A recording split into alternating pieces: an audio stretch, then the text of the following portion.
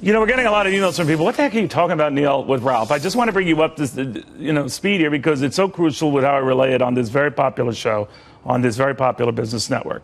I was here yesterday trying to do my job, and I made an error, apparently, talking about the birthday of Social Security.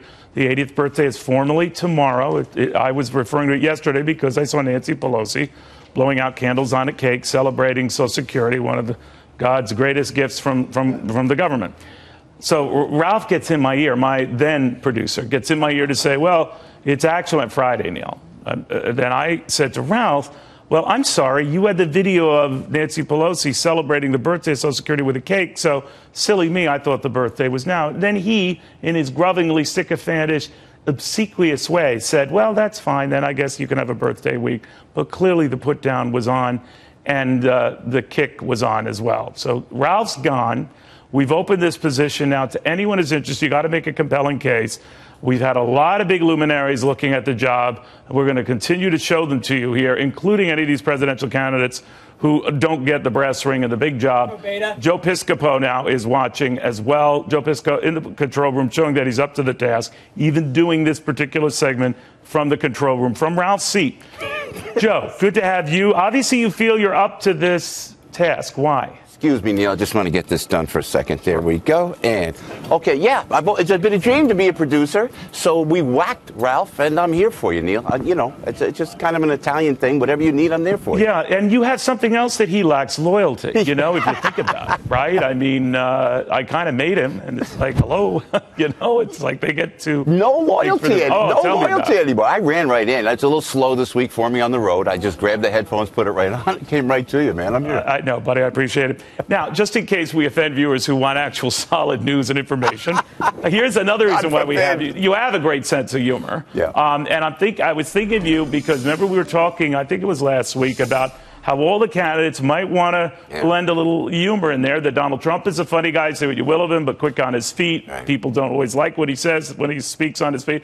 But I thought of Ben Carson, that he must have been channeling you, because this remark seems so Joe Piscopo. Why don't you listen to this?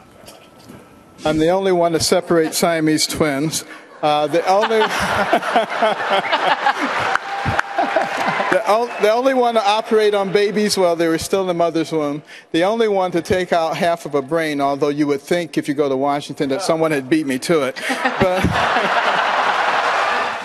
you know, as you know, Joe, he's rocketed up the polls since that debate. You know, and who broke that, Mr. Cavuto, may I say? It was you. You and I, and I come on the show, you know, very proud to be here, Neil, because, you know, the respect I have for you. And we always joke around. We have fun. You called it. I wish Ralph had that. No, yeah. But you called that, Neil. You called it. You came in, you said humor in the debates. That will change everything. You know what I like about what you're saying now? Actually, you did, Joe, but you're giving me credit where it isn't due. Ralph never did that.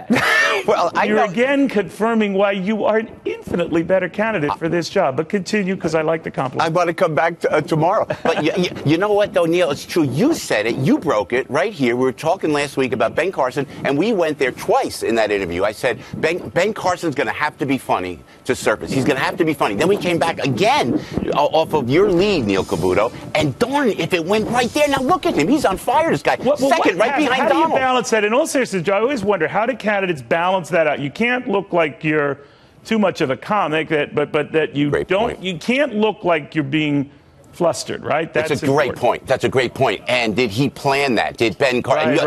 Great interview with Mr. Carson yesterday, by the way, Neil. I don't think he planned it. I think he's just. You know what? I heard he's a good guy. My mother loves Ben Carson. I didn't quite buy into it till I saw that.